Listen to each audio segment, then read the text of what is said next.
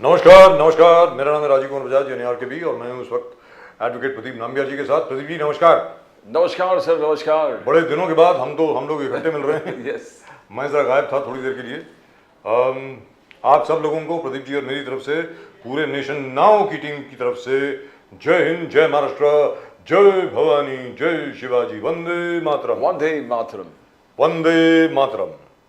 आप सब लोगों को अस्सलाम वालेकुम, सत श्री अकाल, गुड इवनिंग, चाइनीज में नी हाओ, जापानीज में konnichiwa, and in French bonsoir. Pradeep ji. Avaria ko jambo cho viewers in East Africa, South Africa, the continent of Africa, wherever they speak Swahili. Absolutely wonderful. I love the way he says that. And और प्रदीप जी, सबसे बड़ी बात अभी ये हुई है कि कुंभ के ऊपर क्या हुआ है कि both the Prime Minister and the Chief Minister have adopted a very counter-attacking, very aggressive stance. उन्होंने कहा कि भाई ये क्या बकवास है, ये क्या कह रहे हैं आप। And by the way, in any event, what these guys don't realize is, मैं बड़े प्यार से बोल रहा हूँ सबको, और क्योंकि कांग्रेस में भी हमारे बड़े अच्छे मित्र हैं, बाकी हर जगह पे भी बहुत अच्छे मित्र हैं। अरे भाई, महाकुंभ को लेकर के आप इतने उत्तेजित क्यों हैं? Because that is the ground on which the BJP rules. आप अगर महाकुंभ को क्रिटिसाइज करेंगे, मैं कहता हूं उसके आयोजन के ऊपर भी अगर आप टिप्पणी करेंगे, तो it will be construed as anti Hindu, anti Hindutva, anti Sanatan. वो एक नैरेटिव बन गया है।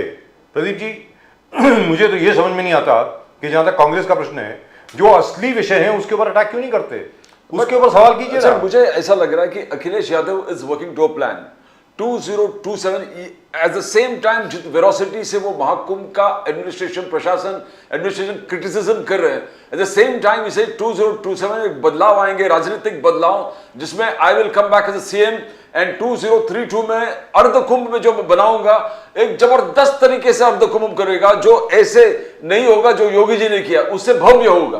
तो eight the same time he selling Kumbh, he wants it to be a massive success. He says the one that I organize is going to be a massive hit. So it's all around Mahakumbh. कि he doesn't want Yogi and Modi to take the credit of this Mahakumbh. लेकिन प्रदीप जी, यहाँ पर मैं अपनी बात को अच्छी तरह समझा नहीं पाया। मैं अखिलेश यादव जी की बात नहीं कर रहा। अखिलेश यादव जी सीमित हैं उत्तर प्रदेश तक। उत्तर प्रदेश में उनकी स्ट्रेटेजी बहुत अच्छी तरीके से काम करेगी, जो जिस रणनीति पे वो चल रहे हैं। मैं बाकी कांग्रेस की बात कर रहा हूं, या तृणमूल कांग्रेस की बात कर रहा हूं, या बाकी उन लोगों की बात कर रहा हूं। अरे यार प्रदीप जी, आप मेरी बात सुनिए। आज की तारीख में डॉलर कितने में गया है? 87 रुपीज 73 पैसे। That is the price of the dollar today. आपकी तूर की दाल जो है, that is going for 320 rupees. मतलब मेरा ये कहना है, employment is not there. Sir, I think what they are fearing is 140 crore के estimate करो of the Indian population. Out of that, more than 62 crores already have taken Mahakumbh में dip. Yes. So 110 crore हिंदुओं में से आधा हिंदू already आके महाकुंभ में डुबकी लगाए हैं। Now मोदी and योगी इसको अगर convert करे, इस dip को, conversion is the biggest problem. क्या कन्वर्ट हो पाएगा? जितने लोगों यहाँ पर डुबकी लगाए, क्या उसको कन्वर्ट करेंगे अपने वोट्स के हिसाब से? अगर वोट कन्वर्ट कर पाए, then it's over for everybody else. तो the best thing is attack the Mahakumbh. लेकिन प्रदीप जी, सक्सेस हो सकता था। प्रदीप जी, एक छोटी सी बात बताऊं आपको। हम लोग यही बात कर रहे थे पिछले साल 22 जनवरी 12:22। याद है ना आपको? रामलला प्राण प्रतिष्ठान। मैंने उस वक्त ये कहा था, आप रामलला की प्राण प्रतिष्ठा पूजा कर रहे हैं। याद रख लीजिए, अगर तो आपने बहुत अच्छे तरीके से काम किया है, आपका मन साफ है, तो रामलला आपको 350 सीट के साथ वापस भेजेंगे। हो सकता है 400 बार भी हो जाए, वरना आपको एक वार्निंग आएगी। वही चीज महाकुंभ है। सर, महाकुंभ में जो डुबकी लगाते हैं ना, it's a very holy thing. It is not to be taken lightly. अगर मान लीजिए आपकी जो अंदर की भावना है वो बिल्कुल शुद्ध है, प्योर है, पवित्र है, फिर कोई प्रॉब्लम नहीं होगी। प्रदीप जी, सर, जब राम मंदिर के बाद स्थापना, जो पुनर्निर्माण के बाद रास्ता बिल्कुल साफ था, मगर जो अहंकार आए मोदी और अमित शाह में, जिन्होंने आरएसएस की जरूरत नहीं है, आरएसएस क्या, it's an outdated thing. Yogi Adityanath election के बाद सीएम नहीं रहेगा, तो ये जो विवादित हो गया कि बीजेपी, आरएसएस, योगी बढ़ गए UP and they lost UP. That's but the right. Same thing Milkipur में आरएसएस साथ में आ गए, योगी जी साथ में आ गए, Modi every and they won Milkipur and the same seat which he has vacated, Awadhesh Narayan ji जो वेकेट किया वो हार गए। तो बीजेपी में जो अहंकार आए थे Modi after I hope that same arrogance does not come back. doesn't come back because आपको याद होगा हम लोग इधर ही बैठ के डिस्कस कर रहे थे जी। कि आप योगी को बाहर करने वाले हो चुनाव के रिजल्ट के बाद, तो योगी काम क्यों करेगा आपके लिए? दुरुस्त योगी यार, योगी के और जो कैंडिडेट डिस्ट्रीब्यूशन में योगी के लोगों को टिकट नहीं देना, अमित शाह और मोदी जी हावी हो गए थे। तो जिस प्रकार से वो But I wonder why they are doing that, because Yogi Adityanath is an asset. Is to an them. asset. सबसे बड़ा asset है भाई योगी आदित्यनाथ जी, अजय सिंह बिष्ट। योगी आदित्यनाथ जी सबसे बड़े asset हैं, हम जानते हैं उनको भाई। आपको याद होगा प्रदीप बिल्कुल, जी, बिल्कुल। जब गोरखपुर के एमपी हुआ करते थे, Exactly. सहारा में कितनी बार आए हैं। I was asked to look after him. बिल्कुल। जब सारा शहर में थे तो मेरी तो उनसे बड़ी लंबी लंबी लंबी बातें हुआ करती थी। And he is a very nice person, let me tell you very frankly, ज्ञानी ध्यानी आदमी है भाई, एक एक चीज जानते हैं वो। मैं प्रदीप जी आपको बताऊं, योगी आदित्यनाथ जी जो है ना, आज की तारीख में जो पब्लिक पर्सोना है योगी आदित्यनाथ जी का, उसमें जो वास्तविकता में पुराणों का जो ज्ञान है, हमारी जितनी भी पुराण है, 21 मेन पुराण, 21 माइनर पुराण, उसके अलावा 104 के 108 104 उपनिषद है हमारी, 104, right? Am I right? I think 104 Upanishad. Sir इनको जो ज्ञान है ना, स्पेशली केनोपनिषद का, मतलब मैं आपको बता रहा हूं, मैं हक्का बक्का रह गया। I thought I had read the Kenopanishad backwards, but this man knows everything. And after that, the RSS had two patch-up meetings, one Yes. in Kerala, one in Uttar Pradesh, where Yogi also was included in that, and the three patched up, BJP, Amit Shah, Modi, RSS, and Yogi. And then now you can see the results. They are What still you going mean on. is that the big two got a rap on the knuckles. बिल्कुल sir. That's it. Yes, और मोहन भागवत जी खुद खुलेआम मोदी जी के खिलाफ बीच में बोलने लगे थे। बोलने लगे। आप हर चीज, आपके नाम, कोई व्यक्ति इस संगठन से बड़ा नहीं है। दुरुस्त दो बात। तीन बार वो हर मीटिंग में बोलते गए, and then they understood that if you are divided, जो बटेंगे तो कटेंगे, बटेंगे तो कटेंगे, तो वही हो गया, बटेंगे तो कटेंगे। And look at the way they performed in Maharashtra. But Haryana, Maharashtra, Delhi.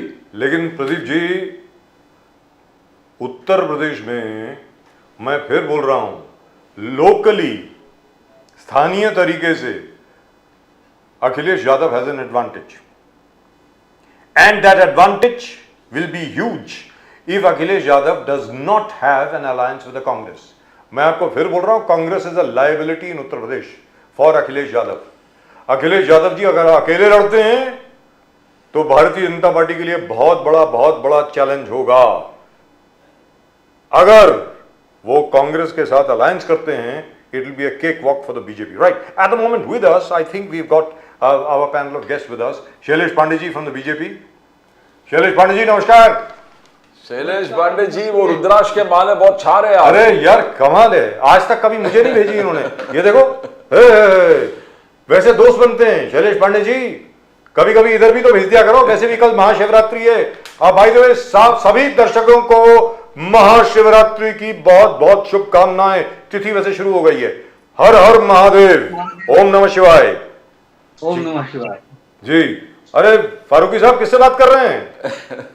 Asif Farooqui साहब इधर देखिए, इधर। नमस्कार सर, हर हर महादेव। आसिफ फारूकी, आज तिथि शुरू हो गई है महाशिवरात्रि की, जबरदस्त सर। आसिफ फारूकी साहब एक लॉन टेनिस के एक मैच खेल के आए, ऐसे लग रहा है मुझे, लग रहा है। और 3-4 लोगों को हरा के आए इकट्ठे, क्या बात है साहब, एब्सोल्युटली वंडरफुल। तो फारूकी साहब, were you at the club? कहाँ थे सर? अरे नहीं सर, हम लोग क्लब नहीं, गर्मी इतनी ज्यादा पड़ रही, आप देख रहे हैं ना, आज 38 डिग्री 37.3 और समथिंग हो गई थी सर। सर आपको देख करके ठंड पड़ गई है। कोई बात नहीं, एसी की भी जरूरत नहीं है सर। हम लोग का तो वैसे ही पतला हाल है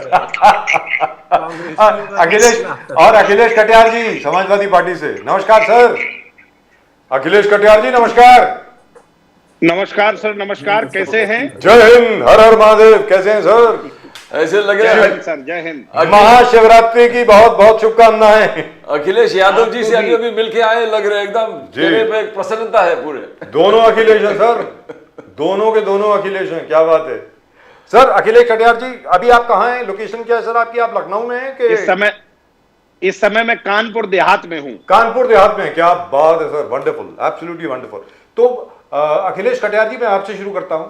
अखिलेश कटियार जी, अभी अभी जो आदरणीय सामान्य अखिलेश यादव जी जिस प्रकार चल रहे हैं, स्पेशली महाकुंभ के आयोजन में जो त्रुटियां हैं उनको लेकर के जो चल रहे हैं, वो क्या it's a part of a strategy sir? मतलब रणनीति है कोई वो, कि किसी भी तरीके से इसको आगे बढ़ाया जाए वगैरह वगैरह?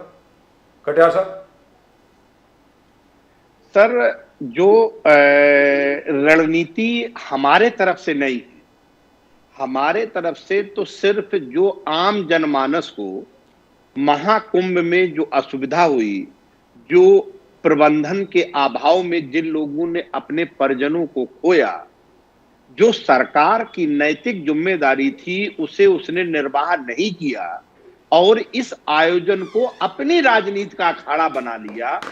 हमारे नेता माननीय अखिलेश यादव जी को इस बात से दिक्कत थी और धर्म का जो वास्ता था, ये धार्मिक आयोजन है, धर्म गुरु और जो धार्मिक जो लोग हैं, चाहे हमारे मठों के मठाधीश हैं, चाहे चारों शंकराचार्य हैं, और जो धार्मिक जो लोग हैं, उनको जो अपने काम को करना था, जिसमें राजनीति आपने डाल दी, आपने योगी और मोदी साहब उसके ब्रांड एम्बेसडर बन गए और जिस तरीके से राजनीतिकरण करने के लिए आपने इस बात को आगे बढ़ाया और उसके बाद जिस तरीके का कुप्रबंधन देखा वहां पे, उस पर कुछ सवाल मेरे नेता माननीय अखिलेश यादव जी ने उठाए। हम कोई रणनीति के माध्यम से ये काम नहीं कर रहे थे। कटियार साहब, मगर आज प्राइम मिनिस्टर मोदी खुद आप पर आलोचना करने लगे। क्या कहा मोदी साहब ने? कहा जंगल राज वाले जो धरोहर और आस्था से नफरत करते हैं, जो धरोहर और आस्था से नफरत करते हैं, एकता के इस महाकुंभ को, राम मंदिर का जिस प्रकार से आप क्रिटिसाइज कर रहे थे, आज महाकुंभ का भी आप क्रिटिसाइज कर रहे हो। तो राम मंदिर को क्रिटिसाइज करने वाले और महाकुंभ को क्रिटिसाइज करने वाले दोनों एक साथ है, जंगल राज वाले। कटियार साहब, प्राइम मिनिस्टर मोदी। नहीं, मैं जंगल राज के बारे में मैं सिर्फ इतना ही कहूंगा कि जो सरकार आंकड़े निकालती है अपराध के, महिलाओं में अपराध के, और जो पूरा सूचकांक है अपराध का राज्य का, अगर ये प्रधानमंत्री मोदी उसको देख लेते तो मुझे शायद ये बात बताने की जरूरत नहीं पड़ती कि उसमें जंगल राज वर्तमान की सरकार में है या हमारे टाइम पे था। ये बात मुझे कहने की जरूरत नहीं है। और भारतीय जनता पार्टी को इस देश की 150 करोड़ जनता ने और 20 करोड़ उत्तर प्रदेश की जनता ने जिन जिम्मेदारियों के लिए चुना है, मेरा निवेदन है कि भारतीय जनता पार्टी के लोग कभी उस पर भी बात कर लिया करें। आप धार्मिक मसलों के अलावा आम जन भावना, आम जनता से जुड़े हुए मुद्दों पे क्या कभी बात नहीं करेंगे? आप कब तक पीछा छुड़ाएंगे जनता के सवालों से? कब तक इस देश को ऐसे ही छोड़ देंगे आप? अगर उस पे कोई नेता सवाल खड़ा कर दे तो वो राष्ट्र विरोधी हो गया, देश विरोधी हो गया, सनातन विरोधी हो गया, हिंदू विरोधी हो गया। अब इसकी परिभाषा कौन तय करे? किसने आपको सर्टिफिकेट देने के लिए अथॉराइज कर दिया है कि आप हिंदू विरोधी हो, आप राष्ट्र विरोधी हो, आप देश विरोधी हो? अगर हम कानून की बात करें, आम आदमियों के हितों की बात करें, तो आप ऐसे शब्दों से आप हमें संबोधित करते हैं। लेकिन ये बात तो है, ये इसमें तो कोई दो राय नहीं है। शैलेश पांडे जी, मैं आपके पास आ रहा हूं, उसके पहले आसिफ फारूकी साहब। आसिफ फारूकी साहब, ये बताएं, आ रहा हूं सर, शैलेश पांडे जी आप ही के पास आ रहा हूं, डोंट वरी। आसिफ फारूकी साहब, बार बार ऑपोजिशन द्वारा, विरोधी पार्टियों द्वारा सवाल उठाए जा रहे हैं महाकुंभ के ऊपर। अब महाकुंभ के ऊपर आप जब बार बार सवाल उठाते हैं तो भारतीय जनता पार्टी को मौका मिल जाता है, जैसे अभी अभी अखिलेश कटियार साहब ने कहा कि जब भी आप महाकुंभ पे सवाल उठाते हैं तो सीधा साधा सामने से अटैक आता है आप पे कि आप हिंदू विरोधी हैं, हिंदुत्व विरोधी हैं, सनातन विरोधी हैं, और तो और छोड़िए, आप देश के गद्दार हैं। तो फारूकी साहब, कोई फंडामेंटल इश्यूज के ऊपर क्यों नहीं उठा रहे? जो बेसिक इश्यूज है उनके ऊपर क्यों नहीं उठा? मुझे अखिलेश यादव जी की स्ट्रेटेजी समझ में आती है, let's be very clear, he is in UP, Uttar Pradesh में उनकी स्ट्रेटेजी बहुत अच्छी तरह काम करेगी, but it may not work for you sir. I am talking about the Congress. Farooqui साहब। सर देखिए, आप पहली बात तो ये दिमाग में से निकाल दीजिए कि महाकुंभ के मामले में कोई भी टिप्पणी की जाती है। जो उसके सिस्टम है, जो उनका तरीका है, जो गंदगी है, जो वहाँ पे रख रखाव है, जिस तरीके से वहाँ आस्था लोग लेके आते हैं और उनको फैसिलिटी नहीं मिलती है, जिस तरीके से उनको भगा दिया जाता है, पानी जितना पोल्यूटेड हो गया है साइंटिफिकली, ये किसी ने नहीं कहा सर कि महाकुंभ में मत जाओ। लेकिन गवर्नमेंट का काम वहाँ डुबकी लगवाना नहीं है सर। गवर्नमेंट का काम है इंफ्रास्ट्रक्चर को वहाँ प्रोवाइड करना। मैं तो समझता हूँ कि ये तो बिल्कुल हिंदू विरोधी काम कर रहे हैं बीजेपी वाले। अच्छा इंसान साफ सुथरे घर से जाता है और उसको पॉल्यूटेड पानी के अंदर डुबकी लगवाते हैं। क्यों नहीं उन्होंने इंतजाम किया साफ, ताकि हमारे जैसे लोग जो मुसलमान होने के बाद भी वहां जाके साफ और स्वच्छ पानी में डुबकी लगाते हैं। आप उसको महाकुंभ को क्रिटिसाइज करने के नाम से क्यों वो जोड़ लेते हैं सर? ये तो बीजेपी वालों का पुराना पेशा है। जब हर चीज से हार जाते हैं तो हिंदू मुस्लिम सिख ईसाई के नाम लेना शुरू कर देते हैं। अभी वो एसपी अखिलेश जी ने कुछ कहा तो उसके ऊपर लेके शुरू हुए। माफ कीजिएगा, उन्होंने कोई भी कुंभ के अगेंस्ट में नहीं कहा। जो सिस्टम को गवर्नमेंट को प्रोवाइड करना चाहिए वो सिस्टम प्रोवाइड नहीं कर पा रही है। उसको आज भी क्रिटिसाइज किया हमने, कल भी करेंगे और आइंदा आने वाले दिनों के अंदर भी करेंगे। फारूकी इसके साहब, लिए उनको तैयार रहना चाहिए। फारूकी साहब, खड़गे साहब जब कह रहे हैं कि क्या महाकुंभ के डुबकी, त्रिवेणी संगम में डुबकी लगाने से इकोनॉमी सुधर जाएगा, क्या नौकरियां क्रिएट हो जाएगा, क्या व्यवस्था सुधर जाए, इकोनॉमिक व्यवस्था सुधर जाएगा। ममता बनर्जी, मृत्यु कुंभ का आरोप, ये महाकुंभ नहीं है मृत्यु कुंभ है। लालू यादव जी, फालतू है, कोई महाकुंभ कुछ नहीं है। उद्धव बाला साहब ठाकरे, गंगा जल पिला पी के दिखाइए योगी आदित्यनाथ।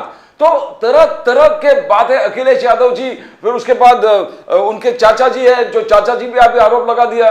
तो किस प्रकार से ये आस्था के नाम पे दुर्व्यवस्था है। तो एक एक एलिगेशन जो पूरे अलायंस लगा रहे, ये कहां तक 62 करोड़ लगाए डुबकी।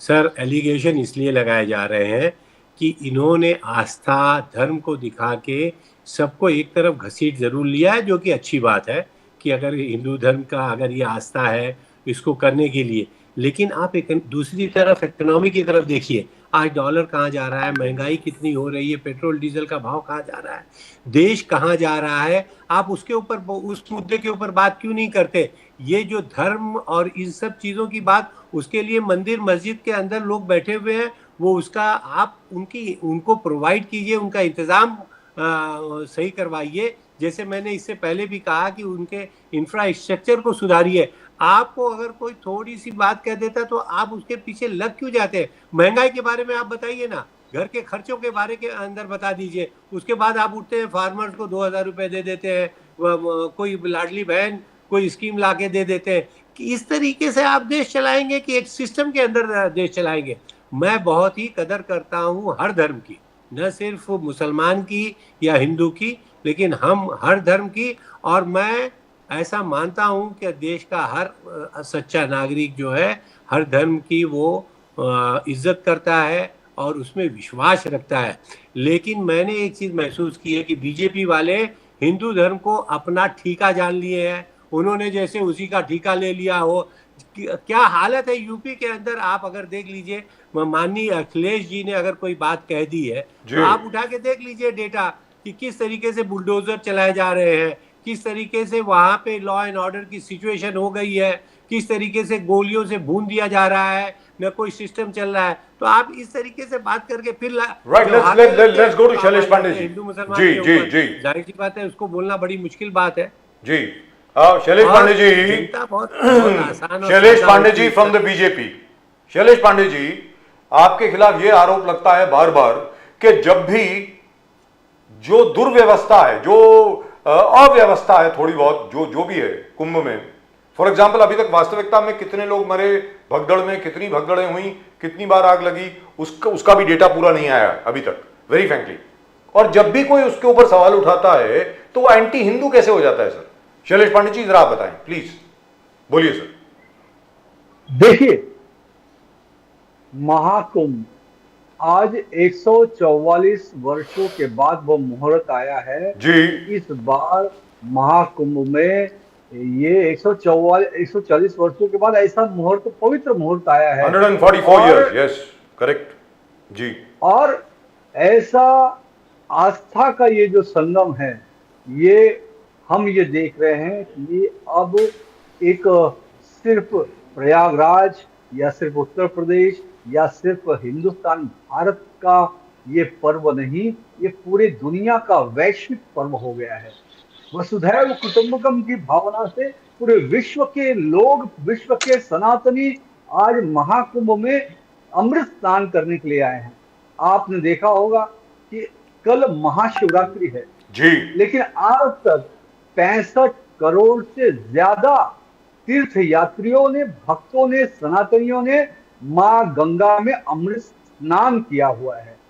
आज जिस तरह का वहां पर भक्तों का रेला आ रहा है, ये एक अद्भुत, अद्वितीय, अस्मरणीय, अप्रतिम दृश्य न भूतो न भविष्यति हमने हमारे जीवन में देखा है।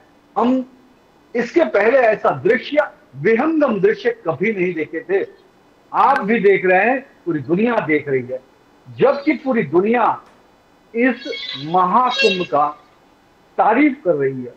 ये जो आंकड़े हैं वो गिनीज बुक ऑफ रिकॉर्ड्स में दायर किए जा रहे हैं, लिखे जा रहे हैं।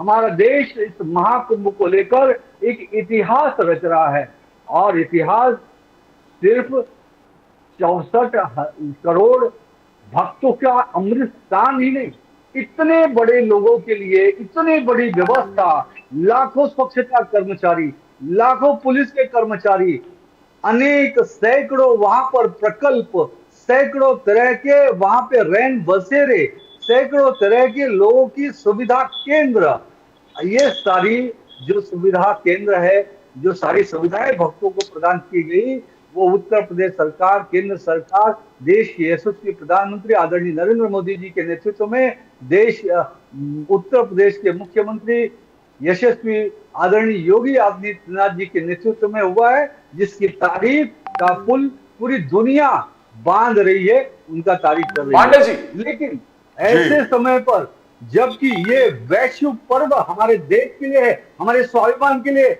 हमारे आस्था के लिए, हमारे सनातन के लिए है, आज पूरी दुनिया भोरी भोरी प्रशंसा कर रही है, उस बीच में छोटी मोटी बातों को लेकर टीका टिप्पणी करना। आपने सुना कांग्रेस के खड़गे जी ने क्या किया, अरे कुंभ नहाने से क्या होता है, क्या नौकरी मिल जाएगी? और ममता बनर्जी जी कहते हैं कि ये मृत्यु कुंभ है जी। अरे सपा के लोग हर आंकड़े की बात कर रहे हैं, टीका टिप्पणी कर रहे हैं। आज ये हमारे आस्था का विषय है, धर्म का विषय है, हमारे अध्यात्म का विषय है। आज जो 64 करोड़ भक्त आए हैं, आप उनसे बात करिए, एक एक से बात करिए, क्या आध्यात्मिक धार्मिक आनंद उनको मिला है? वो अमृत स्नान किए हैं, उनका जीवन धन्य धन्य हुआ है उनके जीवन में। आज मैं मेरे जीवन का बदलाव बताता हूं आपको चैनल के माध्यम से। मैं प्रयागराज में स्नान किया, आज मेरा मन परिवर्तित हुआ, मैं ये रुद्राक्ष धारण कर लिया, और लगातार मैं जब से प्रयागराज में स्नान करके आया हूं, मुझे ये रुद्राक्ष निकालने का मन नहीं करता। ऐसा लगता है कि बस 24 घंटे में रुद्राक्ष को धारण। अध्यात्म के अनेक लोगों के जीवन में परिवर्तन आए हैं पांडे जी। उसके बावजूद पांडे जी अगर कोई अच्छा सुझाव देता है, और अच्छा दूसरी तरफ योगी आदित्यनाथ जी, ये अरे पांडे जी सवाल तो सुन लो। 3,000 लाख करोड़ रुपए का भी वहां पर ये सारा फायदा हो रहा है लोगों को, व्यवसाय में, रोजगार में, वहां पर उत्तर प्रदेश के लिए भी आज लोगों को। पांडे जी अगर अखिलेश यादव जी अच्छा सुझाव देते हैं कि टोल, पांडे जी सुनिए ना, अरे पांडे जी सवाल तो सुन लो। पांडे जी सुनिए, अगर अखिलेश यादव जी कह रहे हैं कि टोल टैक्स माफ कीजिए, आप जो कतार है उसको क्लीन करने के लिए कुछ उपाय कीजिए, आप ऑर्गेनाइज कीजिए, आप गंगा को साफ कीजिए, आप जो है कॉम्पेंसेशन जो रोड विक्टिम्स है जो रजिस्टर्ड नहीं है, जैसे कह रहा है कि जो मिसिंग है ना उनका डेथ रजिस्टर में नाम है, ना मिसिंग लॉस्ट एंड फाउंड में नाम मिल रहा है, उनको स्ट्रीम रोल कीजिए, जो लोग जान गंवा चुके हैं उनको धर्म पूर्वक सब चीज उसको ग्रांट कीजिए। तो अच्छे सुझाव जो है तो उसमें मानने में क्या है? जो रेल एक्सीडेंट होगा उसको कॉम्पेंसेशन, राहुल गांधी जी कह रहे हैं कि आप स्टैम्पीड को कंट्रोल कीजिए, 15-15 किलोमीटर तक लाइन लगे हैं तो उसको कैसे खत्म किया जाए, उसको स्मूथ करें। तो सुझावों में क्या तकलीफ है?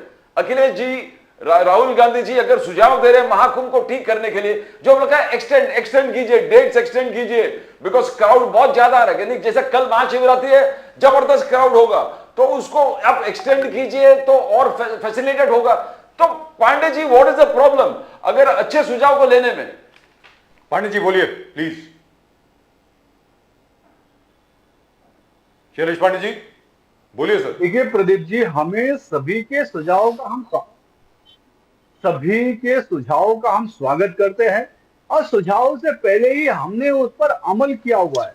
आज जो ये कह रहे हैं कि क्या होना चाहिए क्या नहीं होना चाहिए, वो सारी चीजें हमने किए। जो आंकड़े हैं, सरकार ने तुरंत आंकड़े वहां पर जाहिर किए और उस पर कार्रवाई की गई, और उसके ऊपर जो सुविधाएं बढ़ानी चाहिए वो बढ़ाई। मैं प्रदीप जी और राजीव जी, विशेष तौर से मैं आपसे बताना चाहूंगा, मैं खुद जब मौनी अमावस्या के एक दिन पहले मैं जब गया था, मैं रीवा मार्ग से, समृद्धि महामार्ग नागपुर से होते हुए मैं रीवा मार्ग से जा रहा था। 65 किलोमीटर दूर मैं खुद उस जाम में था। मैंने जो दृश्य देखा वो विहंगम दृश्य था, आध्यात्मिक दृश्य था। लोग जो जितना भी समय उनको लगा, लोग रास्ते पे खाना बना रहे, रास्ते पे स्नान कर रहे, उस चीज को भी उन्होंने एक आध्यात्मिकता, धार्मिकता का अंग बनाकर उसका आनंद उठाया। लेकिन किसी के मुंह से मैंने उफ नहीं सुना। एक भक्त कोई भी है जिसके मुंह से उफ हुआ कि हाँ हमको इतना देर हो रहा है। और देखिए, जब वो पहली बार वो हादसा हुआ, उसके बाद से सरकार ने तो हिंदुत्व का कमाल है। आप गवर्नमेंट की तारीफ क्या कर रहे हो उसमें? ये तो गवर्नमेंट की कमी है सर। प्रयागराज के अंदर, अरे सर, गवर्नमेंट की कमी नहीं है। 65 किलोमीटर तक लाइन लगी थी। इसके आप इन भक्तों के लिए आपको प्रोवाइड नहीं कर सके। कैसी बात? ये पहली बार रिकॉर्ड हुआ है, ये रिकॉर्ड हुआ है, और इसीलिए वहां पर प्रशासन ने बयान कर रहे हैं, आप बीजेपी के खिलाफ बात कर रहे हैं। आप बोलने नहीं देंगे। 65 किलोमीटर की लाइन लगी थी। आसिफ फारूकी इसका साहब, मतलब नाकाम। आसिफ फारूकी साहब, पांडे जी ने आपको नहीं टोका था। पैदा करना आपका काम है, बीच में टीका टिप्पणी करना। फारूकी साहब, ये नहीं चाहते। फारूकी साहब, पांडे जी ने आपको नहीं टोका था। उम्मीद लेके वहां जाते हैं, ये तरीका सही नहीं है आपका। नहीं, ये तरीका आपका सही नहीं है। तारीफ कर रहे हैं पहले बोल लेने दीजिए, उसके बाद आप बोलिए ना, ये क्या तरीका? अरे आसिफ फारूकी साहब, why aren't you letting him speak? ये बता रहा हूँ फारूकी साहब, आई डोंट अंडरस्टैंड।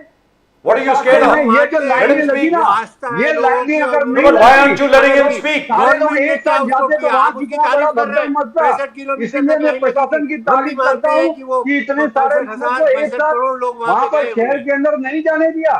वही तो हम शहर के अंदर जो पार्किंग था, वो पार्किंग फुल हो जाता था तो बाहर रोक दिया जाता था, ताकि जो प्रयागराज शहर के अंदर, प्रयागराज संगम क्षेत्र के अंदर जो भक्त थे वो स्नान कर लेते थे। तो पांडे जी, एक सेकंड पांडे जी, निकालने के बाद नए कटारिया साहब वांट टू से समथिंग। नए लोगों को तो ये तो प्रशासन का तारीफ करना चाहिए ना हमको। रेड लगा दी। अगर यही कांग्रेस गवर्नमेंट रहती, हम लोग सिस्टम से काम करते सर। 65 किलोमीटर की लाइन कटियार साहब से पूछ लें, और उससे ज्यादा लोग आगे। सर, जब कांग्रेस की भी सरकार रही है, फारूकी साहब, जब कांग्रेस की भी सरकार रही है, जब कांग्रेस की भी सरकार रही है, तब भी भगदड़ मची है और लोग मरे हैं। Sir, shall I read out the statistics? और आपको याद है, Sir, shall I read out the statistics of the number of people who died during the time when the Congress was ruling Uttar Pradesh? गलत बात है। उस वक्त पांडे साहब, एक सेकंड। लाखों लोगों के, अरे शैलेश पांडे जी, आप ही की बात कर रहा हूँ, एक मिनट। मरे थे तो शैलेश पांडे जी, एक मिनट। आप अपने पहले पूरा उंगली उठाते ना, तो हर बार होता है, हर कुंभ में होता है। वक्त आया, इतनी अच्छी घड़ी आई, आप लोग नाकाम। हर कुंभ में होता है। अखिलेश कटियार जी, हमारी अच्छी आस्था। फारूकी साहब, हमें बीच में फारूकी साहब, दिस इज अनफेयर। फारूकी साहब, you are being very unfair. बात करेंगे तो why are you interfering? Nobody interfered when you were speaking. जब आप बोल रहे थे, किसी ने हस्तक्षेप नहीं किया। आप अभी भी बोले जा रहे हैं। फारूकी साहब, would you like to do the show? Farooqui साहब, would you like to anchor this show? जानना चाहता हूँ। फारूकी साहब, क्या आप शो के एंकर बनना चाहेंगे? आप बन जाइए, सॉरी सर। मैं चुप हो जाता हूं। अखिलेश कटियार जी, आप कुछ बोलना चाह रहे थे, प्लीज गो अहेड सर। मैं दो बातें कहना चाहता हूं राजीव साहब जी प्लीज। और प्रदीप जी, कि आपने भारतीय जनता पार्टी के प्रवक्ता महोदय पांडे साहब का पूरा बयान सुना, मैंने भी बहुत इत्मीनान से सुना जी। मुझे ये समझ नहीं आता कि ये मेला प्रबंधन के प्रवक्ता है या भारतीय जनता पार्टी के प्रवक्ता है। ये मेले में क्या हुआ, मेले में कौन श्रद्धालु आ रहा है, श्रद्धालु क्या महसूस कर रहे हैं, उनको क्या करना चाहिए, ये भारतीय जनता पार्टी का ये पक्ष है क्या? भारतीय जनता पार्टी की जो सरकार है उसका काम वहां आने वाले श्रद्धालुओं के भाव को प्रचार करना है या उस सरकार की जिम्मेदारी वहां आने वाले श्रद्धालुओं की व्यवस्था करना है, वहां एडमिनिस्ट्रेशन ठीक रहे, वहां कोई दिक्कत ना हो। सरकार ने हजारों करोड़ का बजट दिया है, वो पैसा सही जगह खर्च हो, कहीं कुव्यवस्था ना फैले, भगदड़ ना मचे। आप व्यवस्था पे बात करें तो मुझे लगता है कि आप सरकार के प्रतिनिधि की तरह बात कर रहे हैं। आप श्रद्धालुओं के भाव पे बात करके वहां जो लोग हमारे धर्म के जो लोग पहुंच रहे हैं, आप तो उनकी तरह बात कर रहे हैं पांडे साहब। ये दोनों में बड़ा फर्क है। श्रद्धालुओं का भाव दूसरा है। 60 किलोमीटर लंबी लाइन लगी हो और आप उसे आध्यात्मिक भाव कह के अपने जिम्मेदारियों से पल्ला झाड़ ले, ये कोई जिम्मेदारी भरा बयान तो नहीं लगता मुझे। क्योंकि वहां पे एनजीटी की जो रिपोर्ट आई, उन्होंने जो बताया कि पानी में पोल्यूशन का स्तर किस कदर बढ़ गया है, इतने करोड़ों लोग जब वहां पे आने की संभावना थी, तो वहां पे हर व्यक्ति के लिए व्यवस्था करना, उनके लिए उस तरीके के इंतजाम जुटाए जाना, 1 लाख 1.5 लाख आपने टॉयलेट बनाए, ज्यादा बनाते, कोई बजट की दिक्कत नहीं थी। आपने जो टोल टैक्स पे जो पूरी रात 24 घंटे लोग रोडों पे सो गए, भाई टोल टैक्स फ्री कर देते, आपको पैसे की इतनी चिंता क्यों है? 3 लाख करोड़ रुपए का बजट आ रहा है, 4 लाख करोड़ का बजट आ रहा है, ये धर्म है या व्यापार है? ये तो आप धर्म के मामले में, आस्था के मामले में व्यापार क्यों खोज रहे हैं? आप कर देते टोल टैक्स फ्री, भाई क्या फर्क पड़ता है 10-15 दिन में? अभी भी कर सकते हैं कटियार साहब, अभी भी कर सकते हैं आप जी, अभी भी कटियार- कर सकते हैं। और अगर मेरे नेता ने ये सवाल खड़े कर दिए जी। कि आपने कुंभ तो आप के एंटी हिंदू हो गए। का जो प्रबंधन में सरकार पूरी तरह फेल रही है, जी। आपने व्यापार के नजरिए से इस धार्मिक ये आयोजन को देखा, क्या ये न्यायप्रिय है? क्या ये धार्मिक लोगों को ये शोभा देता है कि उसमें 3 लाख करोड़ 4 लाख करोड़ का आप धंधा खोजे? Engineering get mister Pandey on the line. Katiyar साहब, योगी आदित्यनाथ जी ने जो स्टेटमेंट दिया, बोले जिस लोगों को जैसा चाहिए कुंभ में वैसा उनको दृश्य मिला, जो श्रद्धालु थे उनको भगवान प्राप्त हुआ। योगी आदित्यनाथ जी कह रहे जो श्रद्धालु थे उनको भगवान प्राप्त हुआ, जो गरीब लोग हो तो पैसा कमा लिया, छोटे छोटे उद्योग करने वाले पैसा कमा लिया, जो वल्चर थे वल्चर उनको डेड बॉडीज मिले, जो वल्चर थे उनको डेड बॉडीज मिले। तो अलग अलग जो गंदगी ढूंढ रहे थे, जो सुअर थे उनको गंदगी मिला, जो गंदगी। तो योगी आदित्यनाथ जी के स्टेटमेंट कैसे आपको लग रहा है? जो सुअर थे उनको गंदगी मिला, जो डेड बॉडीज, जो वल्चर थे उनको डेड बॉडीज मिला। Is he referring to the National Green Tribunal? और एक नेशनल ग्रीन ट्राइब्यूनल सुअर है। और जो श्रद्धालु थे जो भगवान को ढूंढने आए तो भगवान प्राप्त हुआ। तो ये स्टेटमेंट को कैसे देखते हो आप? जी नहीं राजीव साहब, जो ये बात आपने कही, हाँ, इस पे चर्चा पूरे प्रदेश में, पूरे देश में इस बयान पे हुई कि एक जो योगी है, जो महंत है, जिसने संन्यास्त जीवन ले लिया, गृहस्थ छोड़ दिया, उसके मुंह से इस तरीके की भाषा। मतलब आप सनातन को मानते हैं, गेरुआ कपड़े धारण किए हैं, गृहस्थ जीवन को त्याग दिए हैं, लेकिन आपके सबसे ज्यादा तो डुबकी इन्हें लगाने की जरूरत है। नफरत इनके अंदर भरी है, कटुता इनके अंदर भरी है। जो द्वेष भाव आप अपने अंदर लेके जिस पीड़ा में योगी जी जी रहे हैं, तो मुझे लगता है कि डुबकी का इन पे कितना असर हुआ है, इसका असर दिखाई नहीं दे रहा है मुझे। नहीं, जया बच्चन ने कटियार साहब जिस प्रकार से आलोचना की, गंगा में डेड बॉडीज, कहां डेड बॉडीज? कटियार साहब, कहां डेड बॉडीज मिले? बोले डेड बॉडीज पूरे इस चीज को प्रदूषित कर रहे हैं। तो क्या ये अति थोड़ा ज्यादा नहीं हुआ कि आप जो आलोचना कर रहे कुछ ज्यादा हो गया?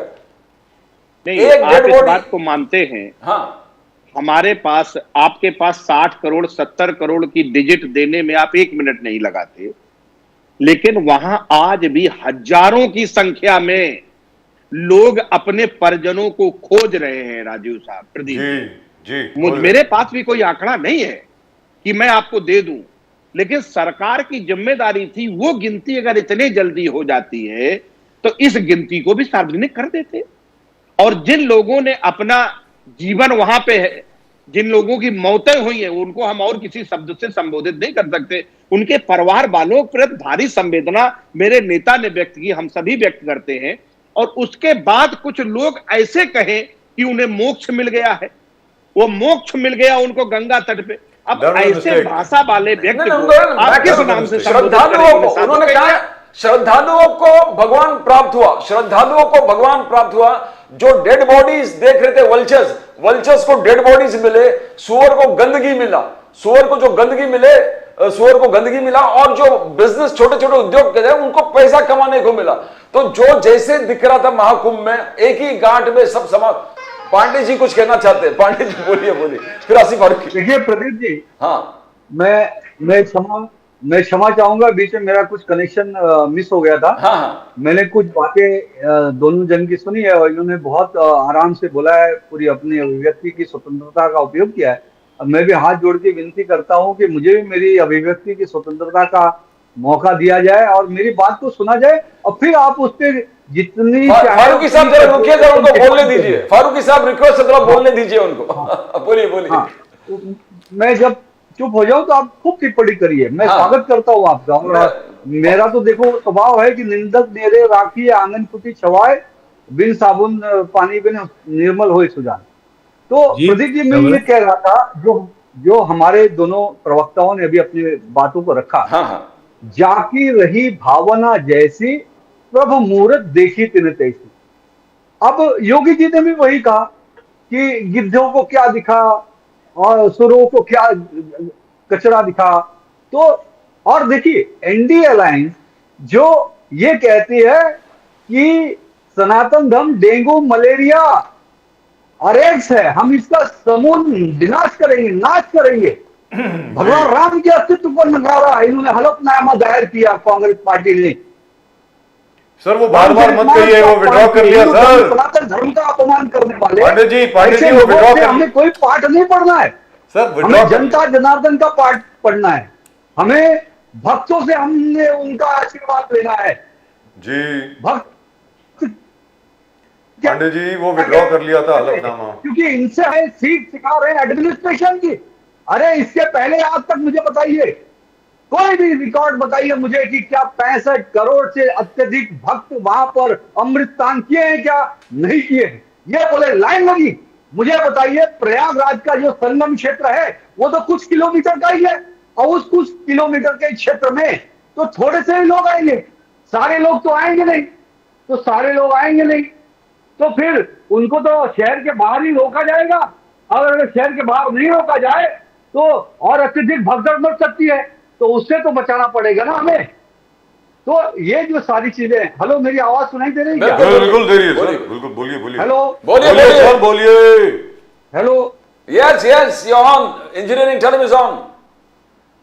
यस यस बोलिए सर बोलिए बोलिए प्लीज।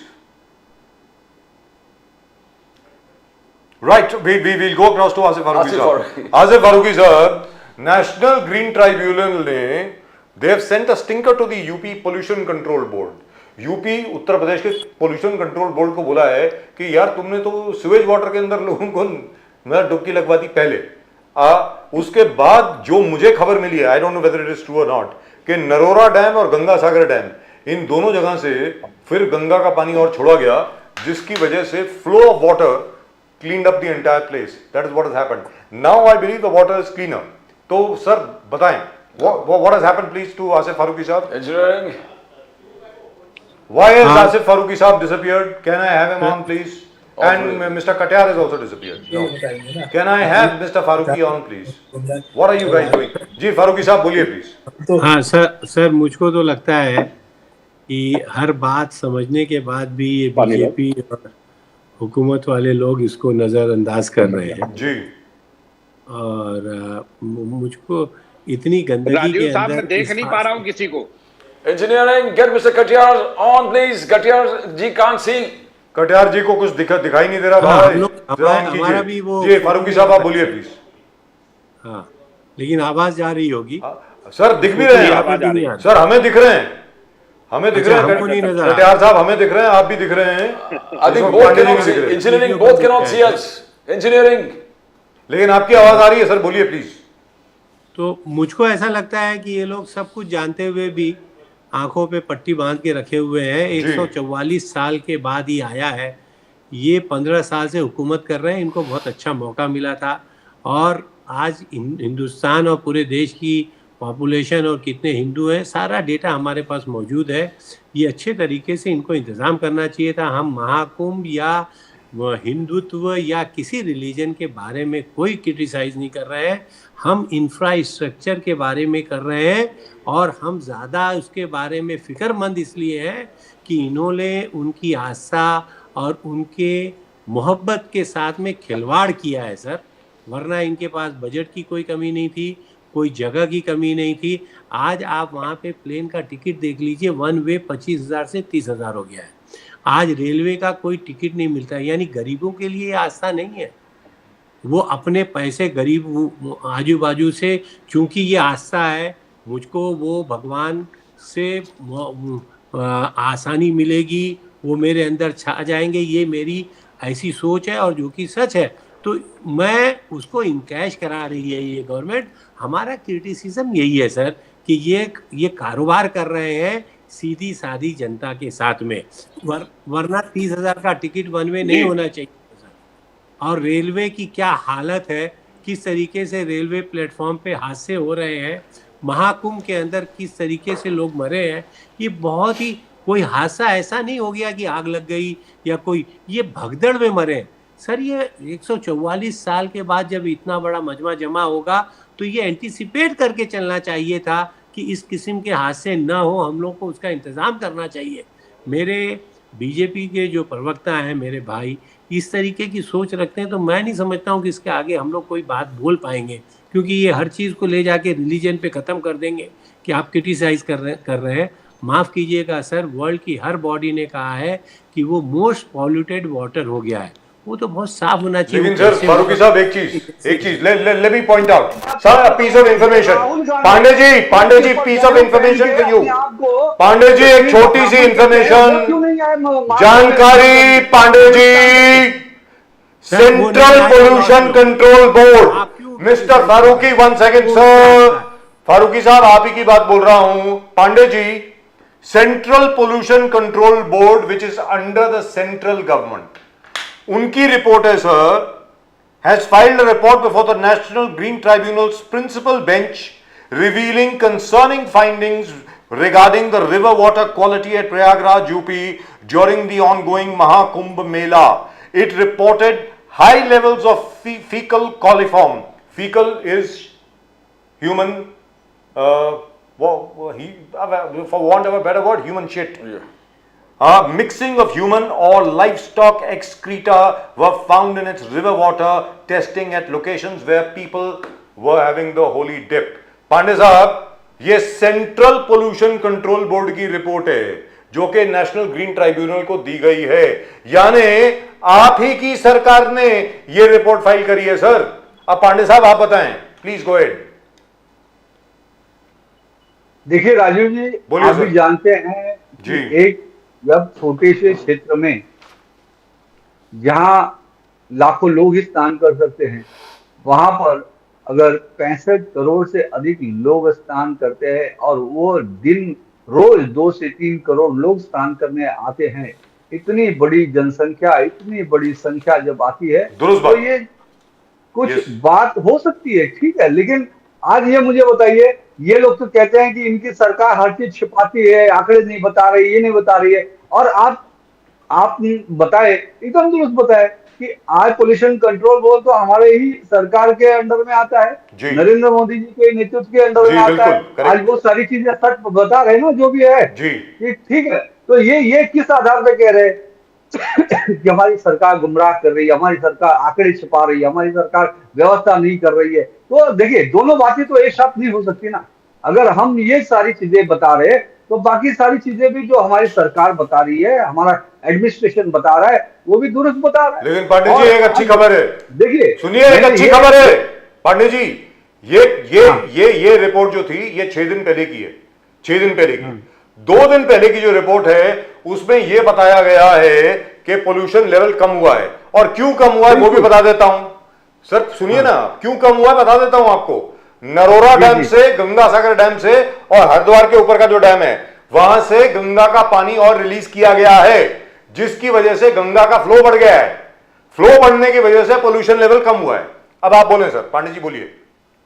जी बिल्कुल, देखिए इसी तरह के और भी कई प्रयोग और कई वहां पर इंतजाम हमारे सरकार द्वारा किए गए, योगी आदित्यनाथ जी के द्वारा किए गए हैं और करते भी रहेंगे। दूसरी बात, एक मैं धार्मिक आध्यात्मिक व्यक्ति हूं, इसलिए मैंने जो पढ़ा है और मैंने कई साधु संतों के सानिध्य में रहकर और कई वैज्ञानिकों के भी सानिध्य में रहकर मैंने ये बात जानी है कि गंगा जी का जो जल है वो कभी भी दूषित नहीं होता, उसमें कोई भी प्रकार के कीटाणु नहीं पड़ते। ये रिसर्च हुआ है वैज्ञानिकों के द्वारा जी, हुआ है। ये रिसर्च ऐसा हुआ है, राजीव जी आप तो इस बात के बहुत ही एक्सपर्ट है, कि गंगा जी के जल को भी रखा गया कई समय तक और दूसरी नदियों के भी जल को रखा गया। दूसरी नदियों के जल में विषाणु, कीटाणु और अन्य बैक्टीरिया पाए गए वर्षों के बाद, लेकिन गंगा जी के जल को 5-5 वर्षों, 10-10 वर्षों तक रखने के बाद भी उसमें किसी भी प्रकार का विषाणु, कीटाणु नहीं पाया गया। ये अमृत जल है। आज इसीलिए तो हम गंगा जी को अपनी माँ की तरह मानते हैं और उसमें इसीलिए अमृत स्थान हम कहते हैं, इसीलिए वो गंगा हमारी माँ है और माँ हमारे लिए सबसे पवित्र है। लेकिन पांडे जी अगर कोई है तो माँ गंगा है। पांडे जी इसमें प्रॉब्लम क्या है, मेरी बात सुन लीजिए। आध्यात्मिकता का मजाक मत उड़ाइए। अरे सर सुन लीजिए, हमारे धर्म का मैं कुछ और बोल रहा हूँ। पांडे जी मैं आपकी बात से बिल्कुल सहमत हूँ, इसके ऊपर तो मैंने बहुत काम किया है, प्रदीप जी और मैंने बहुत काम किया इस पे। प्रॉब्लम क्या है कि गंगा की धारा में गंगा जल नहीं है सर, गंगा की धारा में अभी तक गंगा जल नहीं था, अब आपने छोड़ा गंगा जल। प्रॉब्लम यह है क्योंकि गंगा जल में 98% ऑक्सीजनेशन होती है, जिसकी वजह से उसमें कोई बैक्टीरिया रहता नहीं है। It is all clean. Ganga ji cleanses herself. It is the only river in the world which does so. Katiyar साहब 2013 में Pandey ji should proud of our Ganga. Yes we are, of course we are. Katiyar साहब कर रहे हैं। लेकिन इनको नहीं है, इनको सिर्फ टीका टिप्पणी करनी है। नहीं सर, मैं बोलता हूँ योगी जी धोते कुल्ला करते हैं ऐसा गोल बना के स्विमिंग पूल जैसा, वो जल इनके लिए पवित्र रहता है। मैंने सुन लिया, एक ऐसा वीडियो देखा है कि वहीं पे पैर धो रहे हैं, वहीं पे हाथ धो रहे हैं, उसी में हजारों लोग आ रहे। ऐसे वीडियो सर किसी की नियत पे सवाल ना उठाए। पांडे जी किसी की नियत पे सवाल ना हो। कटियार साहब मैं इस बात का सख्त विरोधी हूं कि अगर आप हमारे गंगा माँ में आके स्नान नहीं करते हो, आप हमारे महाकुंभ को मानते नहीं हो, आप कोट के ऊपर जनेऊ पहनकर कश्यप गोत्र बताकर आप मां गंगा में अगर आकर अमृत कुंभ जो महाकुंभ 144 वर्षों के बाद लगा उसमें स्नान नहीं करते हो, तो आपको, आपकी पार्टी को इस महाकुंभ के ऊपर, मां गंगा के ऊपर टीका टिप्पणी करने का कोई अधिकार नहीं है। और अगर आप ऐसा करते हो तो आप हमारे मां गंगा का अपमान करते हो, हमारे हिंदू धर्म का अपमान करते हो, आप सनातन धर्म का अपमान करते हो, आप जीवन भर सनातन हिंदू धर्म का अपमान। 100 करोड़ हिंदू आपको माफ नहीं करेगा। कटियार साहब योगी आदित्यनाथ जी ने 2013 का जो महाकुंभ का आयोजन अखिलेश यादव जी, आजम खान ने किया, उनका आलोचना किया। बोले इतना केओस था, इतना करप्शन था, इतना असफाई, टोटल पोल्यूशन था 2013 में कि मॉरिशस के प्राइम मिनिस्टर गंगा जल त्रिवेणी में आए मगर डुबकी लगाने से मना कर दिया। प्राइम मिनिस्टर ऑफ मॉरिशस, जब अखिलेश यादव जी, आजम खान स्पॉन्सर था महाकुंभ, गंदगी, टोटल गंदगी, केओस और पोल्यूशन, करप्शन से भरा हुआ महाकुंभ था 2013 वाला। यह आलोचना है अखिलेश यादव जी के खिलाफ और आजम खान नियोजित वो महाकुंभ का। आप इसका जवाब कैसे दोगे? योगी साहब का, योगी आदित्यनाथ जी का चार्ज है आप पर। कटियार साहब। प्रदीप जी, मैं उस पे भी अपनी बात रखूंगा। और अभी जो पांडे जी ने आप लोगों की बात सुने बगैर जो लगातार बोल रहे थे, उसको भी आप समझते हैं, क्योंकि अब इनके पास उस गंगा और उस कुंभ के पीछे छुपने के अलावा इनके पास कोई रास्ता नहीं है। पहले राम मंदिर क्यों नहीं आए, अब कुंभ में डुबकी क्यों नहीं लगा रहे? अगर आप ऐसे हो तो सनातन विरोधी हो। भारतीय जनता पार्टी बीते 10 साल से अपनी हर नाकामी को धर्म की आड़ में छुपाने की कोशिश करती है, लेकिन अब इस देश की जनता ये समझ चुकी है प्रदीप जी कि आप धर्म की आड़ लेके, उसका सहारा लेके अपनी नाकामियों को, अपने नकारेपन को छुपा नहीं सकते। हम कौन क्यों नहीं आया ये हम सवाल नहीं पूछ रहे। हम सवाल ये पूछ रहे कि हजारों करोड़ के बजट लेके भी तुमसे कुंभ नहीं हुआ, आप उस पर जवाब दो। हमारी आस्था, अपनी आस्था, वो व्यक्तिगत आस्था है, वो हम तय कर लेंगे बाद में और जनता तय कर लेगी। लेकिन जो जिम्मेदारियों के लिए आपको दिया था राज्य चलाने के लिए, उसमें आस्था लपेट के और उसके पीछे जो छुप जाते हैं जाके, ये इस चीज को कब हटाएंगे आप? आपने नौकरियों की बात करो तो राम मंदिर की बात करने लगते हैं आप, किसानों की बात करो तो किसी और धर्म की बात करने लगते हैं आप परीक्षा क्यों पेपर लीक कराते हो उसकी बात करो तो किसी और धार्मिक मुद्दे पर लपेट लाते हैं आप। आपके पास और कोई बात बोलने को बची नहीं है। आप हमारे धर्म का टेस्ट ही करते रहोगे। अब हम कितने धार्मिक हैं, हम कितने हिंदू हैं, हम कितने सनातनी हैं, इसके लिए किसी को भी आपसे सर्टिफिकेट लेने की जरूरत नहीं है कि आप जब देखो तब सर्टिफिकेट लिए बैठे हो बांटने के लिए। कौन कितना हिंदू है, कौन कितना धार्मिक है, वो उसके अपना निजी विषय है। आपका नहीं कि कुंभ क्यों नहीं आए, राम मंदिर क्यों नहीं आए, और शुरू हो गए चिल्लाने के लिए। तो ये जो इस तेज आवाज में भी 2013 के बारे में कुछ कहेंगे कटियार साहब? 2013 बहुत मिसमैनेजमेंट था आजम खान और अखिलेश यादव जी के नेतृत्व में जो हुआ। Prime minister of Mauritius refuse to take dip, डुबकी लगाने से मना कर दिया, बोला इतनी गंदगी है मैं डुबकी नहीं लगाऊंगा। तो उस मैनेजमेंट के बारे में क्या कहोगे कटियार साहब? प्रदीप साहब, आज जिस तरीके की पूरे देश में चर्चा एनजीटी की रिपोर्ट आने के बाद जो खड़ी हुई है, और जितना अव्यवस्थित कुंभ ये हुआ है, इस पे इन्हें मिट्टी डालने के लिए, इसे कवर करने के लिए, इस पे पर्दा डालने के लिए इनके पास क्या कोई दूसरा रास्ता लगता है प्रदीप साहब? है क्या कुछ दूसरा रास्ता?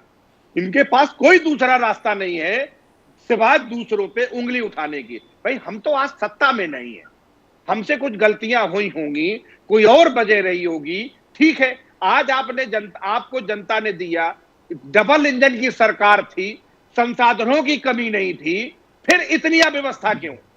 तो आपको अपने सवाल के जवाब से बचने के लिए दूसरों की तरफ सवाल खड़े कर देना, ये एक वो तकनीक है, वो आदत है, वो प्रवृत्ति है जिसको जनता समझती है। पांडे जी, फिर मैं आसिफ फारूकी साहब के पास जाऊंगा। पांडे जी बोलिए। एक सेकंड, ये बार बार जो अखिलेश जी ये कह रहे हैं कि जनता समझती है, जनता समझती है, जनता सब समझती है, बिल्कुल मैं इनके बात का पूरी तरह से मैं इनको समर्थन करता हूं। जनता सब समझती है, और जनता समझती है इसीलिए जनता ने मिल्कीपुर में समाजवादी पार्टी के विधानसभा के चुनाव के उम्मीदवार को हरा दिया, और वहां पे भारतीय जनता पार्टी के उम्मीदवार को चुनाव जिताया मिल्कीपुर से। और ये बार बार कहते थे, जो अयोध्या जी का अपमान करते थे कि देखिए अयोध्या में राजा राम जीत के आए, राजा राम की जगह अयोध्या के नरेश इनके जो सांसद चुन के आए थे उनके बारे में कहते थे। आज उसी अयोध्या मिल्कीपुर की जनता ने वहां पर समाजवादी पार्टी को हरा दिया है, कांग्रेस पार्टी को हरा दिया है, एनडीए अलायंस को हरा दिया, और यही जनता का मूड है। जनता इस वक्त भारतीय जनता पार्टी के साथ है। और ये बार बार ये कहते हैं ना कि हम अध्यात्म, इतिहास और इसकी बात क्यों करते हैं, धर्म की बात क्यों करते हैं? आज धर्म की बात आप देख रहे होंगे पूरे देश के अंदर पूरे देश के अंदर जो छावा पिक्चर देखते हुए लोगों के आंखों में आंसू आ रहा है, आक्रोश आ रहा है, तो जो ये एनडी अलायंस कांग्रेस ने पाप किया 70 साल तक हिंदुस्तान से छत्रपति शिवाजी महाराज, छत्रपति संभाजी महाराज, महाराणा प्रताप जी के इतिहास को छुपाया गया, उसे कम करके दिखाया गया और मुगलों के इतिहास का महिमा मंडन इन कांग्रेसियों ने, इन कम्युनिस्टों ने, इनकी सरकारों ने किया। आज उसका आक्रोश पूरे देश के अंदर छावा फिल्म देखने के बाद जनता जनार्दन की आंखों में आक्रोश और आंसू दिख रहा है। किस तरह से छत्रपति संभाजी महाराज को 40 दिन तक लगातार औरंगजेब ने तरह तरह की यातनाएं दी, उनके नाखून निकाल दिए, उनके बदन के सारे चमड़े उधेड़ दिए, नमक उस पर रगड़ दिए, उनके आंख में सलाखें डाल के आंखें फोड़ दी, गर्दन काट दिया, 40 दिन यातना दिया था। ये क्यों नहीं इन्होंने इतिहास से हटाया? क्यों नहीं हटा दिया इतिहास से? क्यों औरंगजेब सर महाराष्ट्र में तो इतिहास में है, मंडन करने वाले हम सबने पढ़ा है। ये कांग्रेसी, ये इंडिया अलायंस के लोग सर महाराष्ट्र के इतिहास में है, यही इनकी जो सोच रही, इसीलिए सर हर मराठी स्कूल में पढ़ाया जाता है जो भगवान राम के साथ है, भगवान शिव के साथ है, छत्रपति शिवाजी महाराज के साथ है, छत्रपति संभाजी महाराज के साथ है, महाराणा प्रताप, झांसी की रानी लक्ष्मीबाई के साथ है, मराठी स्कूल में पढ़ाया जाता है। फारूकी साहब क्या इंडिया अलायंस बिखर रहा? बिकॉज अखिलेश यादव ने दिल्ली इलेक्शन के बाद टोटल राहुल गांधी जी कांग्रेस पर आलोचना किया कि आपके वजह से दिल्ली हार गया। महाराष्ट्र में वही हो रहा है, आपके जो अलायंस पार्टनर शरद पवार साहब एकनाथ शिंदे जी को महाजी शिंदे अवार्ड दे रहे हैं, बोले सबसे जबरदस्त नेता है एकनाथ शिंदे। तो आगे जाके तो और ऑपरेशन टाइगर में पूरे उद्धव ठाकरे जी और पूरे उनके साफ हो गए। क्या हो रहा है आसिफ फारूकी साहब? लास्ट में आपके हर्षवर्धन सपकाल जी को बोलना पड़ा कि एकला चलो रे, हम अभी अकेले ही जाएंगे। क्या ये अकेले जाने का एक सामने रास्ता एक ही है फारूकी साहब? नहीं सर, देखिए उसमें कांग्रेस पार्टी का अब स्टैंड बहुत ही क्लियर है, राहुल जी की बातें बहुत ही क्लियर हैं और हम लोग बीजेपी या किसी ऐसी पार्टी का साथ किसी हाल में नहीं दे सकते और उस सोच के जो भी लोग हमारे साथ में रहना चाहेंगे वो रहेंगे, नहीं रहना चाहते हैं बिल्कुल चले जाए। ये कांग्रेस पार्टी का नियम बहुत ही क्लियर है और राहुल जी इस मामले में बहुत ही क्लीन है। वो किसी भी धर्म और किसी भी आस्था से इनकार नहीं करते हैं जिस तरीके से, लेकिन उनके लिए देश पहले है, देश की अखंडता, उसका साथ, उसकी एकता वो पहले है। उसके लिए वो अपनी जान तक उस फैमिली ने कुर्बान कर दी है। मेरे ख्याल से ये सब चीज़ें समझने की बात है।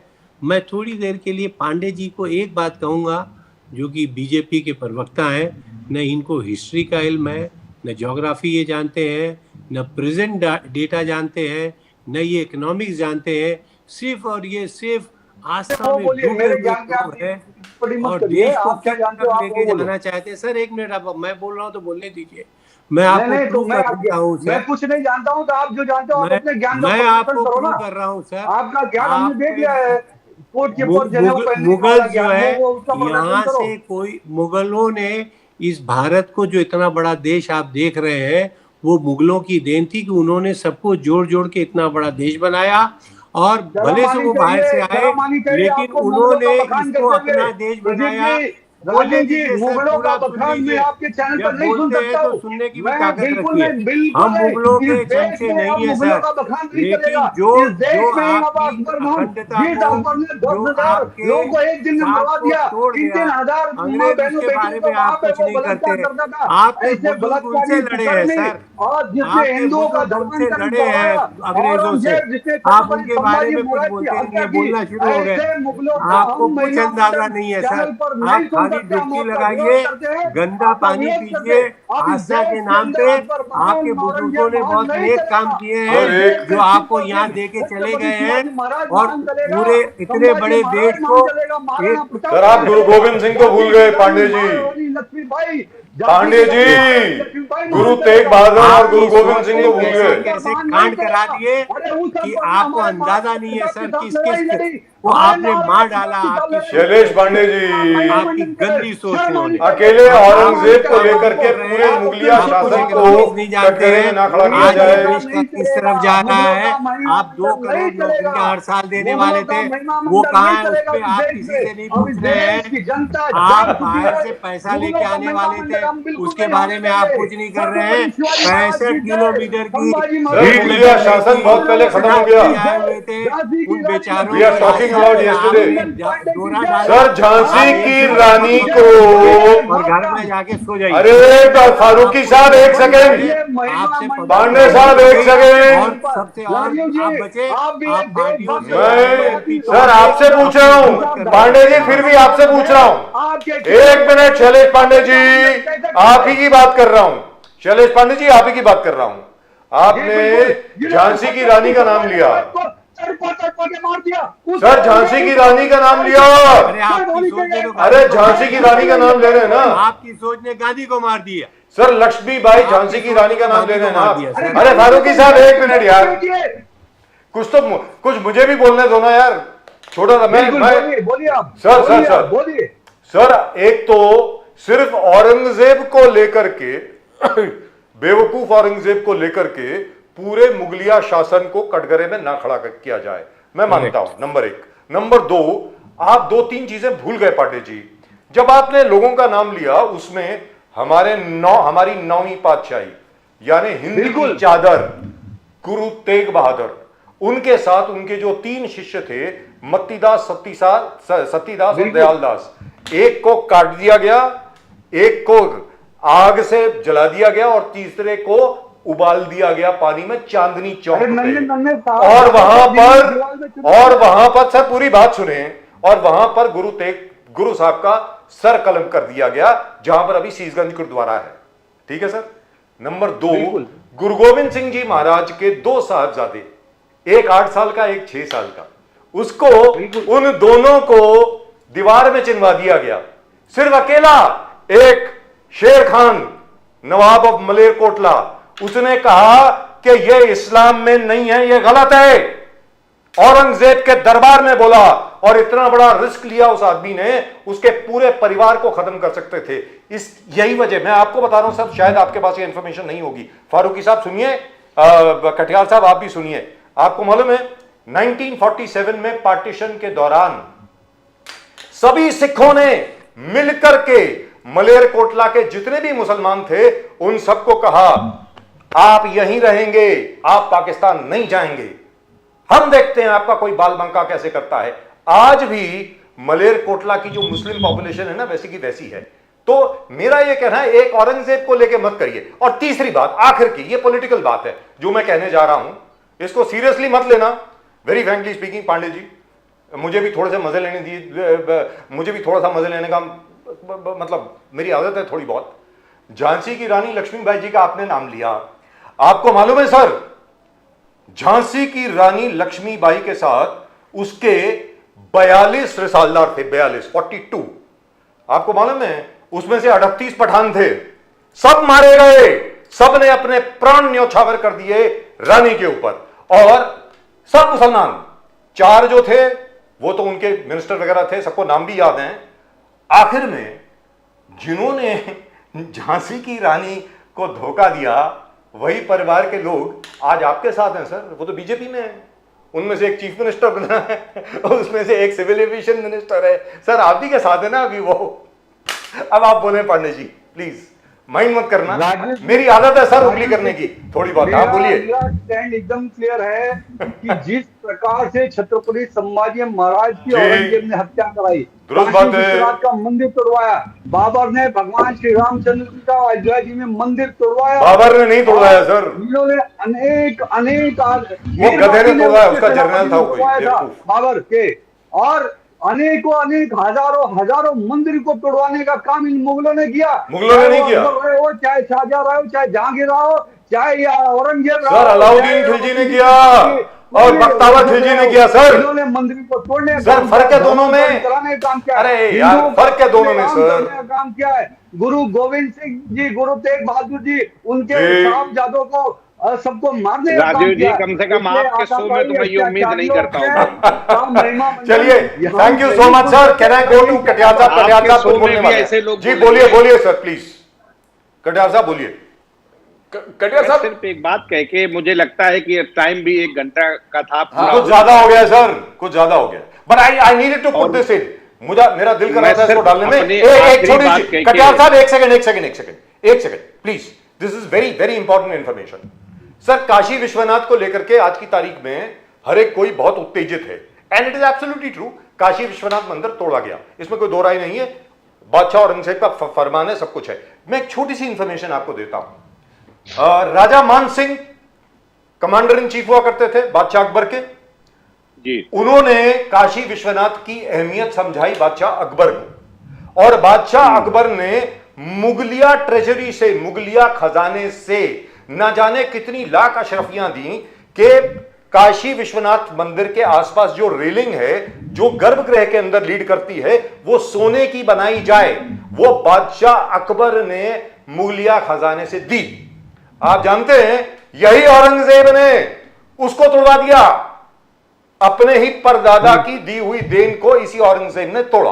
अब कटियार साहब आप मैं बोलें, कटियार साहब please। से कुछ रीसेंट का बोलूं। 69,000 वैकेंसीज जो है टीचर्स के यूपी के, असंवैधानिक तरीके से अखिलेश यादव जी ने कहा कि अनकॉन्स्टिट्यूशनल रिजर्वेशन के खिलाफ रिक्रूटमेंट योगी आदित्यनाथ जी कर रहे हैं यूपी में। इसमें थोड़ा रोशनी डालेंगे बंद करने से कटियार साहब, नहीं, बोलिए, मैं सिर्फ मैं 2 बातें कह के अपनी बात खत्म कर दूंगा। हाँ। इसको भी ऐड कर लेते हैं साथ में।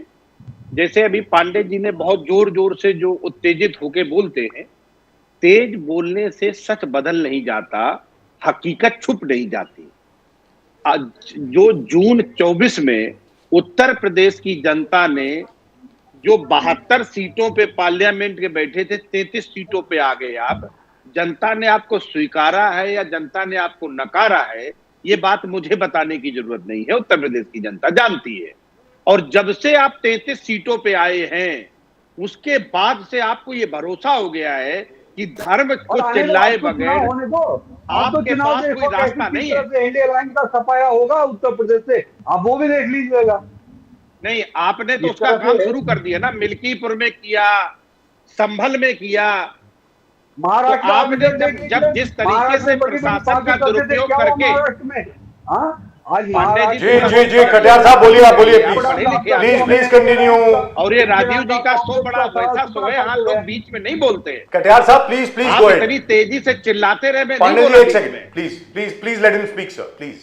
पांडे जी आप बहुत मैं- बोले, आप बोलिए, आप बहुत बोले हैं, और जी, बोलिए ना, कहाँ सर भागे सुन जा रहे हैं? लीजिए ना थोड़ा सा।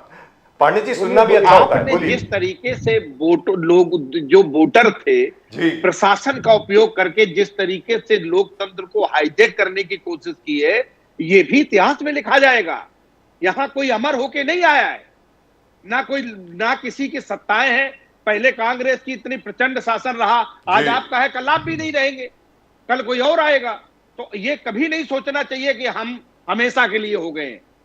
और तीसरी बात, 69,000 भर्ती हो या लेटरल एंट्री के माध्यम से आईसीआर की भर्ती हो, या यहां पे जितने भी उत्तर प्रदेश में भर्तियां कर रहे हैं आप, हर जगह पे आपने दलित और पिछड़े और आदिवासी लोगों को, मुस्लिम भाइयों को दरकिनार करके जो आप रास्ता अपना रहे हैं, ये नफरत का रास्ता है। इससे कभी राष्ट्र निर्माण Right. और समाज निर्माण का काम नहीं Thank you किया जा so सकता। much, gentlemen. It's been a great pleasure, as always, talking to all three of you. Katiyar साहब कानपुर से नमस्कार, thank you so much. Asif Farooqui साहब बैंड्रा से thank you so much. और शैलेश पांडे जी हर जगह से thank you so much. नमस्कार, very much, धन्यवाद, gentlemen. भारत नमस्कार। माता विजय, वंदे मातरम। वंदे जय श्री मातरम, राम, वंदे मातरम, वंदे मातरम। हर हर और गंगे, हर हर महादेव, जय हर हर महादेव। महादेव। जय- Om Namah Shivaya, Har Har Mahadev, sir. Thank you so much, gentlemen.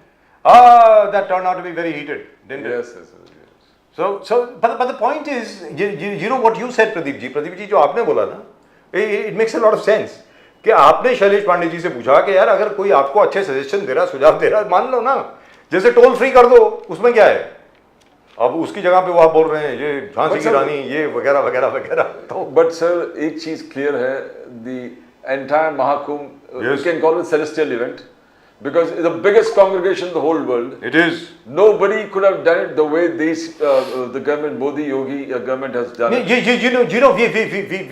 We are getting a lot of contradictory reports from there. People who have actually gone there, people that we have talked to, they say they found nothing wrong. It's Nothing. quite fine. And they were enjoying. They even enjoyed the weight, themselves. even the weight, as Shailesh Pandey was saying, is the weight It's was. it's like a picnic. Yes, it is. They enjoyed it. They enjoyed the stay. रुक लिया, जी। खाना पका लिया, अपना खाना ले लिया. It was just like a pilgrimage. They क्या enjoyed है it. क्या है प्रदीप जी, हर एक कोई वहां पर जाकर के खुशी खुशी जा रहा है, खुशी खुशी वापस आ रहा है. Yes, exactly. अब प्रॉब्लम क्या है कि जब समाजवादी पार्टी, कांग्रेस और तृणमूल कांग्रेस और हमारे क्या नाम है आरजेडी वाले जब बोलते हैं ये कुंभ वो कुंभ वगैरह वगैरह बकवास है ये वगैरह वगैरह, तो इट साउंड्स लाइक वो क्या है कि जो शादी के अंदर जो फूफा जी होते हैं ना, मुंह सुजा करके बैठ जाते हैं साइड में, ठीक है, वो ऐसा लग रहा है यहाँ तो.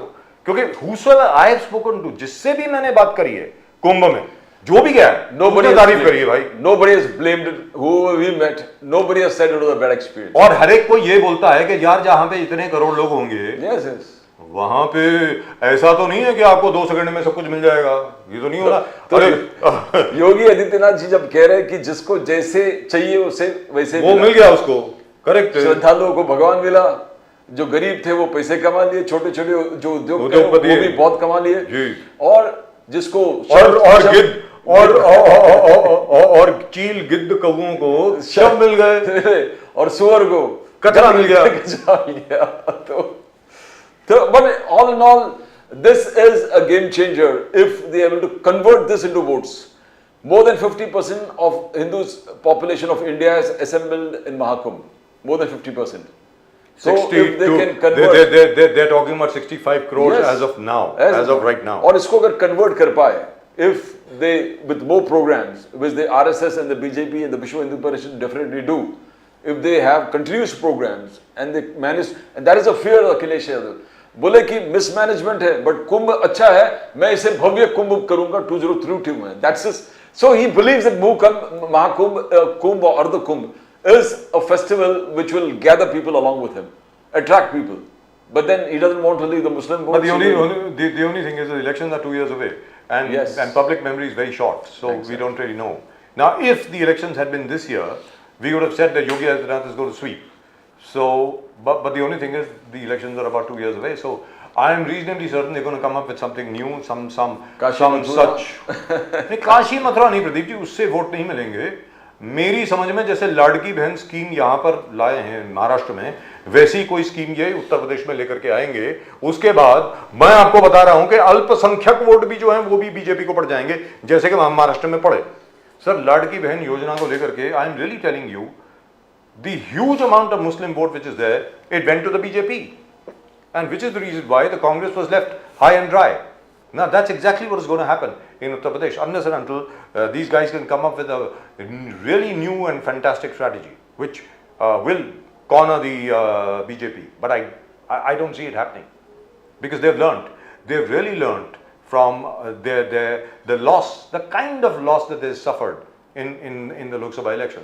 That was a real wake-up call. For that, they are getting the RSS समन्वय समिति, हर इलेक्शन से पहले उनका बैठक हो रहा है. There's a coordination committee with the BJP and the RSS, and they're working together. Now that's a great thing. As long as they work together, BJP doesn't have to fear. Their ambitions and their goals and their लेकिन प्रदीप जी, ये destination is achieved. ये सबसे बड़ी बात ये है कि जो PDA, अखिलेश यादव जी की जो स्ट्रेटजी थी, PDA, यू नो, पिछड़ा, दलित, अल्पसंख्यक जी, इसमें अल्पसंख्यकों को और दलितों को अपनी ओर खींचने में मुझे पूर्ण विश्वास है भारतीय जनता पार्टी काफी हद तक सफल होगी. Sir, Milkipur is the biggest example, because that was the same constituency which he has vacated. Awadhesh जी, अवधेश प्रसाद, अवधेश कुमार जी जो वेकेट किया है, वही कॉन्स्टिट्यूंसी वो हार गए. PDA never worked there, but there RSS and the BJP came together. RSS, BJP and Yogi Adityanath.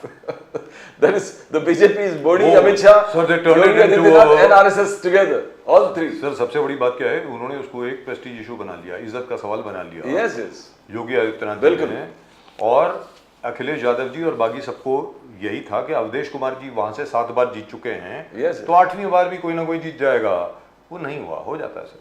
और आखिरकार इंदिरा जी भी हार गई थी, रायबरेली से ऐसी क्या बात है, एक बार हारी हैं अपने राजनारायण जी के सामने, तो Sir, कभी भी कोई भी the हार सकता है। BJP came to know that I think especially Modi and Amit Shah, that Uttar Pradesh चाहिए तो योगी चाहिए. They said, as you said, Yogi is an asset, and the RSS together is absolutely, they can come over the PDF here if they all work together.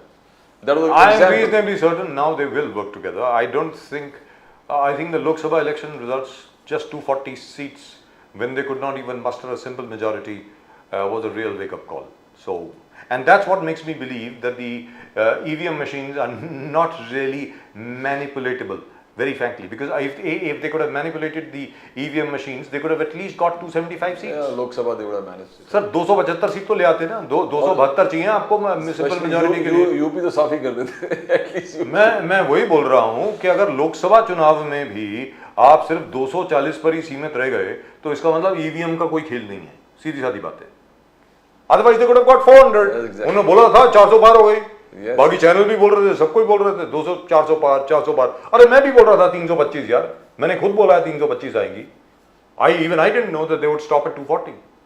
But anyway, let's see. But as far as the Mahakumbh is concerned, मैं अपनी तरफ से सच बोल रहा हूं, सीधी सादी बात है। जिससे भी बात हुई है, जिससे भी बातचीत हुई है, हर एक कोई बहुत खुशी खुशी गया है, खुशी खुशी वापस आया है। and they enjoyed it. They believe it a celestial experience. That's right. Well, that's just about it as far as we are concerned. For tonight's show, आज के शो में सिर्फ इतना ही। आप जरा सब्सक्राइब जरूर करें चैनल को, अगर अभी तक नहीं किया है तो प्लीज सब्सक्राइब करें। The और fastest growing channel in the nation now. the fastest growing channel in the nation and the world, nation now. Soon to be the fastest growing channel in the world. At the moment in the nation. And do send in your comments. Howsoever colorful they may be, please do send in your comments from both Pradeep ji and myself. That's it for tonight. आपको कल के लिए, महाशिवरात्रि के लिए एक बार फिर बहुत बहुत शुभकामनाएं। नमस्कार, ओम नमः शिवाय, हर हर महादेव, जय हिंद, जय महाराष्ट्र, जय भवानी, जय शिवाजी, वंदे मातरम। Vande Mataram.